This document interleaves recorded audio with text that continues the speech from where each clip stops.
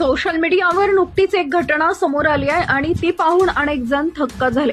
Content creator Nalini उणाघर यांनी आपल्या social media पोस्टमध्ये सांगितलंय की त्यांच्या मोलकरणीनं सुरतमध्ये तब्बल 60 लाख रुपयांचा फ्लॅट खरेदी केलाय। नलिनी यांनी लिहिलंय की एक दिवस माझी मोलकरीण खूप आनंदात होती।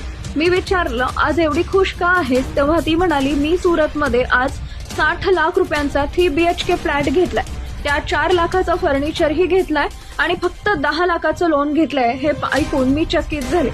यानंतर नलिनी यांनी तिची थोडी चौकशी केली असता कळलं की त्या मोलकरणीच्या वेलंजा गावात आधीच 2 मजली घर आणि एक दुकान आहे आणि ती दोन्ही तिनं भाड्यानं दिले।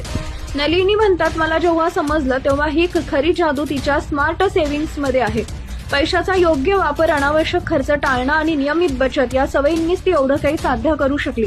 ती कहाणी सोशल मीडियावर चर्चेचा विषय बनली आहे। काहींनी तिचं कौतुक करत तिला प्रेरणादायी म्हटलंय तर काहींनी सुरतमध्ये 60 लाखात 3 BHK फ्लॅट मिळणं कठीण वाटते।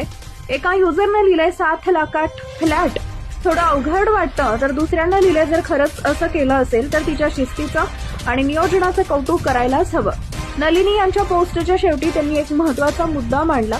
लोक अनेकदा ब्रँडेड वस्तू, महागडे फोन, कॅफे आणि सुट्ट्यांवर पैसे खर्च करतात, पण काही जण प्रत्येक रुपयाचा हिशोब ठेवून जगतात आणि त्यातून आपलं भविष्य सुरक्षित करतात। खरं तर आर्थिक समज फक्त शिक्षणानं नाही तर या सवयींनी आणि स्वभावानं निर्माण होते, ही या घटनेची खरी शिकवण आहे।